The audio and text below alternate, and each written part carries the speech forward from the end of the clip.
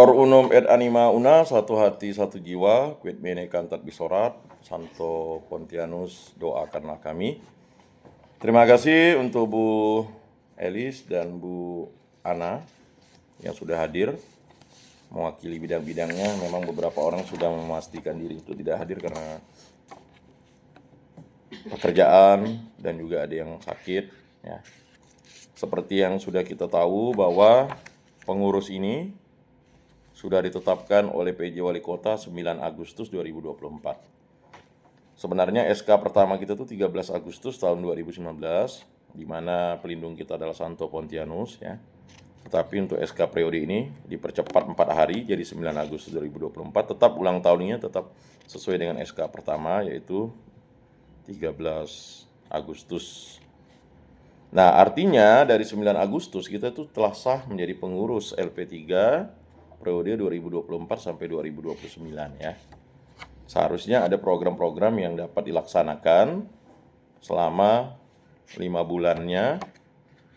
Tetapi karena memang kita banyak terpotong dengan kegiatan-kegiatan, baik kegiatan di gereja ya, bulan Agustus itu ya, kegiatan nasional Hari Kemerdekaan, lanjut juga di bulan 9 ada kegiatan bulan Kitab Suci Nasional, bulan 10 bulan Rosario, bulan 11 ini ada pemilihan kepala daerah ya.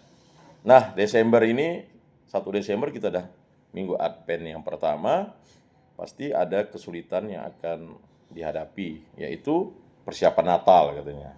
Ya kan, padahal Natal itu ya pasti tanggal 25 ya. Nah, lalu ya SK sudah diterima kan. Maunya SK itu paling lambat lah 3 hari sudah semuanya dapat. Tapi apa boleh buat ya. Ini juga mungkin nanti bisa dicatat oleh Bu Elis karena untuk litbang Bu ya. Ini menjadi sesuatu yang kurang elok gitu. Kalau sesuatu yang bisa cepat mengapa lambat gitu ya. Bisa diambil segera. Mengapa harus diambil di tempat ini? Tujuannya supaya dia tahu sekretariat. Karena ada dulu sebelumnya pengurus tuh 5 tahun tuh enggak tahu sekretariat LP3K. Nah, itu. Nah. Karena apa? Karena di mana sekretariatnya? Bingung dia. Bahkan kemarin ada yang nyasar karena baru pertama kali jadi pengurus, yaitu wajar-wajar saja. Ya kan?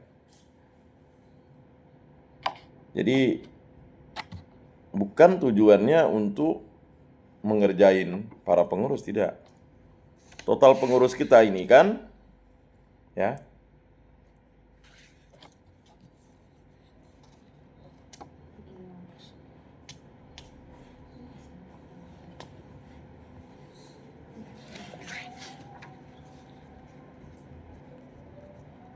38 orang. Ya, dari 64 dulunya udah dikurangi ya. Harusnya dengan jumlah yang 34 ini semakin solid. Ya, dulu katanya alasannya karena terlalu banyak. Sekali sekarang ya.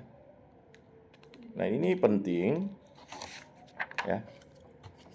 Maka waktu itu sebenarnya setelah menerima SK harusnya sudah bisa merancang program kerja tahun 2024 untuk dilaksanakan di bulan September. Anggaplah Agustus itu yuk. Kita terima SK, akhir Agustus kita pleno, jadi untuk 2024 ya, walaupun dengan ketidaksediaan dana ya, karena dana sudah merupakan tanggung jawab pengurus sebelumnya. Tetapi harusnya bisa bulan September, Oktober, November ya. Dan awal Desember tuh bisa diadakan program-program. Cuman ya itu tadi, makanya kami minta ya. Akhirnya molor ya. Berurut-urut sampailah ada yang minta terakhir 20 Oktober kan. Dan akhirnya mau kita pleno di akhir Oktober enggak mungkin. Karena masuk November semuanya sibuk juga. Ya kan, karena berbagai macam aktivitas ya udah. Jadi intinya untuk SK semuanya udah dapat, jadi jangan sampai ya untuk program kerja kita ini, ya SK sudah terrealisasi. Nah, tadi ada pertanyaan dari Bu Elis, kapan kita dilantik? Ya kita melihat kondisi 2025 ya. Semoga ada pelantikan, tetapi pelantikan itu efektifnya harus dibuat semacam rapat kerja daerah Kota Pontianak, ya kan? Di mana gitu ya. Kalau tidak ada rapat kerja itu susah kita memplenokan yang tahun 2025 nanti. Jadi tetap sebenarnya rapat di tempat ini tujuannya untuk memplenokan tahun 2025 nantinya. Karena 2024 itu hanya untuk meneruskan ya pleno di tahun 2024, sedangkan nanti rapat kerja 2025 itu ya semoga Januari itu bisa terrealisasi atau apa ya. Nah, itu sekaligus sebelum rapat pleno ya pelantikan oleh wali kota atau siapalah yang dimintai ya. Semoga sudah dilantik ya. Kalau belum dilantik ya berarti kita agak mundur sedikit. Nah itu, boleh dicatat itu sebagai suatu ini. Nah selanjutnya ya, untuk evaluasi tahun 2024 ya, kami dari pengurus inti mulai dari Januari sampai 9 Agustus atau 13 Agustus tepatnya itu ya sudah melaksanakan beberapa agenda kegiatan. Ya, agenda yang pertama yaitu kegiatan rapat koordinasi dengan pengurus provinsi itu kan. Nah, selanjutnya ya ada rapat-rapat di kita ya mengenai pembelian barang inventaris karena kita tidak lagi ini, dan juga rapat pembentukan panitia rapat kerja dan panitia pemilihan pengurus untuk periode selanjutnya. Nah, waktu itu Bu Elis terlibat sebagai bendahara, Bu ya. Nah, lalu di situ ya sudah dibuat KDLPJ-nya dan puji Tuhan ya kegiatannya lancar dan bisa dilaksanakan.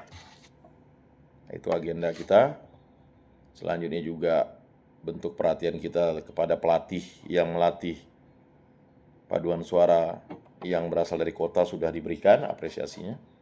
Kemudian ada pembelian barang-barang ya, yaitu meja ini ada 4, kemudian kursi ada 4 ya. Kemudian ada juga membeli lemari ya. Kalau yang dispenser itu pembelian tahun 2022 ya. Tapi yang untuk tahun ini sudah dicatat Bu Ella kemarin ya, nanti akan kita laporkan di rapat kerja kita, tetapi itu internal. Kemudian juga kita terlibat aktif mengikutkan langsung ya, mengikutkan pengurus kita itu dalam kegiatan. Rupanya action kita cepat tuh. Setelah kita dilantik, kita mendapat undangan dari provinsi. Contohnya misalnya undangan TOT ya, Bu ya. Nah, TOT diminta 7 orang kan. Nah, kita bisa, puji Tuhan semuanya kita. Dan bahkan ditambah kalau tidak salah ya. Ya, Bu Ramean berangkat, lalu masuk Bu Langki ya. Setengah kegiatannya, dan semua yang ikut itu adalah pengurus. Satu aja yang bukan pengurus yaitu pelatih CCR, CCA. Jadi 7-nya pengurus. Mengapa pengurus mesti dibekali? Tujuannya satu, supaya paham gitu Pak. Ya kan? Punya skill, dapat sertifikat tuh. Ya puji Tuhan Bu Elis ini udah 2 sertifikat nih. Jadi dia punya jam terbang yang tinggi. Walaupun nanti secara ya enggak begini. Jangan mikirkan realita, Bu. Everything must be writing. Sekarang kalau Ibu sarjana sah. Tapi apakah semua sarjana bisa ngajar kan? Enggak. Kan begitu. Jadi sertifikat itu sebagai bukti fisik bahwa kita sudah memiliki keterampilan, Bu. Walaupun nanti kan harus dilatih. Nah, itu penting, namanya SIM itu. Kemudian juga selanjutnya kita ada trainer untuk membuat musik liturgi ya. Kebetulan Bu Elis cadangan. Nah, puji Tuhan kita banyak yang tidak ngirim dari daerah. Akhirnya kota dilibatkan lagi karena memang sudah tidak ada transportnya lagi, karena transport itu ditanggung oleh LP3K, tapi dana kita sudah memang habis. Bu Elis tuh paham karena udah dipergunakan, karena tidak cukup untuk operasional kita 1 tahun itu, jumlah yang diberikan itu masih banyak kegiatan yang harus kita lakukan. Lalu Bu Ana Lai ikut, ya kan? Jadi hampir semua pengurus, kecuali hanya 2 orang saja. Pak Ipi itu sebenarnya pengurus provinsi, tapi dia minta surat tugas dari kita, ya enggak apa-apa karena dia juga orang kota. Kemudian Pak Albertus Lebe itu seorang, ya artinya aktivis musik, ya. Sebenarnya kalau udah dilibatkan dalam ini, dia sudah menjadi miliknya LP3K kota. Ya kan, dia sudah disebut sahabat Pesparani Kota Pontianak. Itu yang kita buat. Nah, termasuk saya.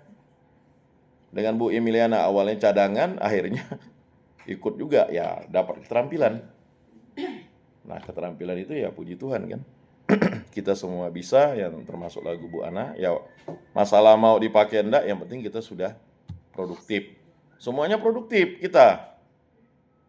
Nah, itu gambaran bahwa kita memang serius kan. Orang provinsi kan mengatakan mana lagu, termasuk saya kan. Saya kan kayaknya dibilang hanya ini lagu saya. Baru mereka diam. Ya kan? Pak Mering nanya. Belum ada itu ya? Ya, itu urusan provinsi, bukan urusan kita, Bu. Kalau urusan kita tuh nanti yang punya yang kita buat, gini. Makanya yang kita buat tuh lagu-lagunya nanti itu disimpan di LP3K kota. Nah, nanti kita coba lihat aransemennya lagi. Masalah dia mau ngaransemen ke provinsi itu urusan provinsi. Nah, urusan kota. Makanya di tahun 2025 nanti lagu-lagu yang kita ciptakan itu nanti di aransemen sini lagi. Nah, setelah di aransemen mau dipakai silakan, tapi harus kita minta izin dari Kuskupan. Nah, Kuskupan Agung Pontianak. Kalau yang provinsi itu harus minta 4 izin Kuskupan. Kuskupan Agung Pontianak, Sanggau, Sintang, dan Ketapang. Gitu.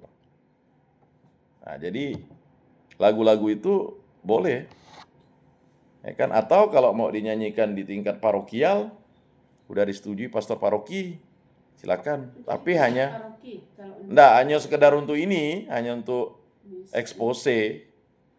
Dianggap misalnya lagu-lagu yang misalnya boleh enggak pastor dinyanyikan? Ya, pastor nanti cek nada-nadanya, baitnya apakah ini. Sebenarnya semua lagu baru yang dipakai itu harus, sebenarnya kalau dinyanyikan di misa itu harus izin pastor. Kalau misalnya sudah ada izin uskup, ya pastor tinggal mengamini. Tapi kalau belum ada izin uskup, misalnya ngambil cuplik lagu orang dari paroki bukan Kuskupan Agung Pontianak, makanya dia ada nikil, obstab, dan imprimatur.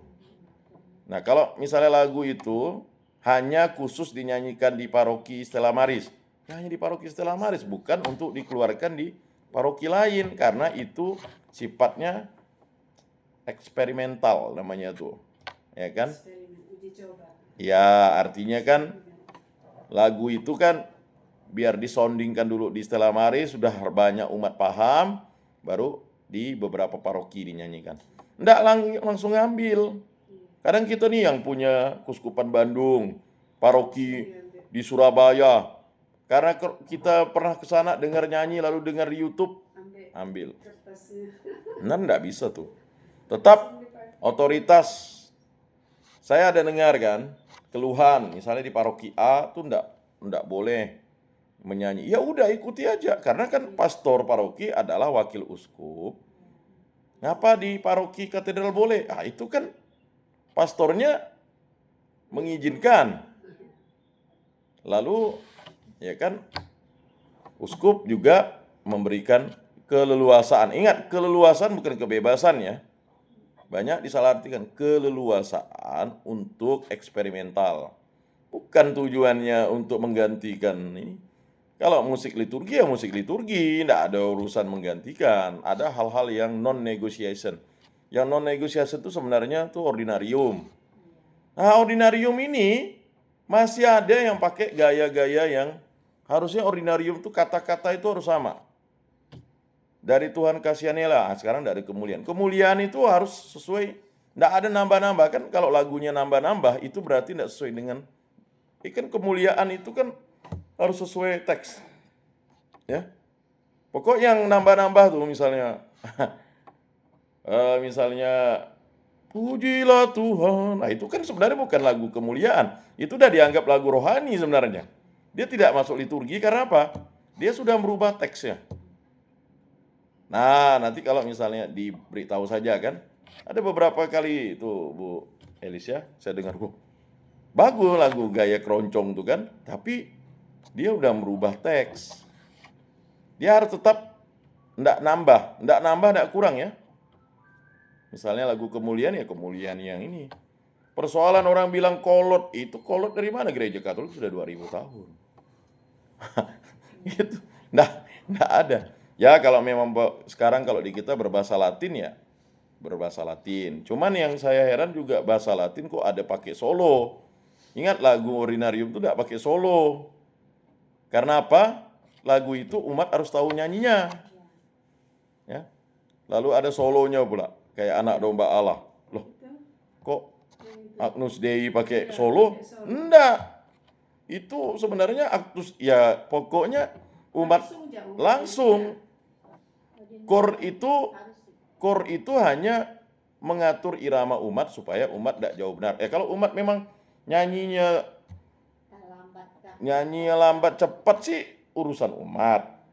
Umat tetap harus bisa bernyanyi walaupun dia salah tapi tidak boleh salah. Makanya itu harus diajarkan di lingkungan tuh. Nah itulah kita kalau yang pengurus ini udah mulailah mendekati seksi liturgi. Ini loh seharusnya, ya kan?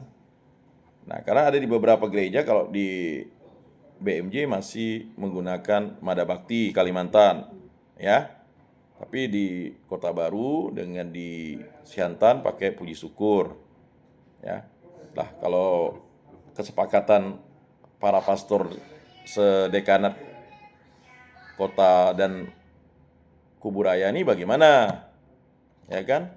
Kalau dia sepakat boleh 2 buku, ya silakan diberikan kebebasan ya, Mada Bakti dan puji syukur. Tapi kalau ditetapkan Mada Bakti oleh temunya lalu uskup katakan pakai Mada Bakti, ya harusnya Mada Bakti semua. Tapi kalau misalnya boleh dua ya. Sebenarnya enggak ada solo, Bu. Kalau yang namanya Tuhan kasihanilah kami, kan begini, kan sekarang imam kan langsung bilang bersama-sama ya. Kan dia kan bersama-sama Tuhan kasih. Kan kalau biasanya ada imam yang kayak misalnya Pastor Ellen tuh, mari kita bersama-sama anak domba. Dia tidak langsung, karena dia masih nunggu tuh. Nunggu imam kan. Kalau dia kan bilang bersama-sama, kan berarti bersama-sama didaraskan. Jadi ordinarium itu tidak boleh kayak misalnya anak domba, lihatlah anak domba, itu udah lagu rohani dah, bukan lagu. Dia tetap harus, itu bukan begini. Mengapa Mada Bakti untuk mengubah itu tuh butuh dana yang banyak. Kalau itu memang masih masuk di Mada Bakti ya, karena kan mau nyetaknya itu kan harus kepercetakan tuh. Dan kalau dicetak, sedangkan cetakan berikutnya masih juga yang sama kan, bukan kesalahan dari itu ya, tapi kita yang tahu. Misalnya kalau lagu kudus-kudus itu kan bukan atas nama, dalam nama kan. Kita udah tahu di situ kok masih ditulis atas nama kan, tapi kan sudah dirubah dalam nama. Kecuali doa Bapa Kami yang versi yang memang mau dirubah itu. Cuman kan KWI belum mengeluarkan, tetap masih pakai Mada Bakti. Nah, hati-hati juga pilih Mada Bakti seperti yang disampaikan berkali-kali oleh tokoh musik kita, musik liturgi kita Pak Mering, kayak Bapa Kami yang ada di surga. Itu betul dia punya bait, tapi liriknya itu mengandung konotasi negatif karena itu lagu Bandung, ya, Bandung Selatan di waktu malam. Nah, itu janganlah. Kita masih pakai Mada Bakti yang sudah, ya, yang Mada Bakti yang Gregorian itu, dan tidak boleh merubah teks. Kayak misalnya bebaskan kami selalu, itu udah lagu rohani, tidak dianggap lagu liturgi. Walaupun dia masih masuk di teks di Mada Bakti itu kan karena mengubahnya. Jadi itu. Jadi ada beberapa hal. Bapak kami Malaysia tuh. Ah, Tapi malah HP Maria yang bawa. ya itulah saya sampaikan, tidak mudah, Bu. Kita pikir Tidak mudah Ya. untuk menyampaikan itu, apalagi terima orang. tapi kita sudah mulai memberikan pemahaman kepada orang-orang yang bernyanyi itu kita soundingkan. Terutama pemimpin dirigennya lah. Mm-mm. Kemarin saya ngasih tahu Bu Kristi kan dia mengambil lagu yang di rohani itu Mm-mm. untuk lagu kemuliaan itu kan. Mm-mm. Saya bilang enggak bisa. Puji Tuhan lah dia mau dengar. Akhirnya Ya. udahlah enggak usah kayak itu. Dia udah fotokopi, udah enggak jadi pakai. Ya, baik.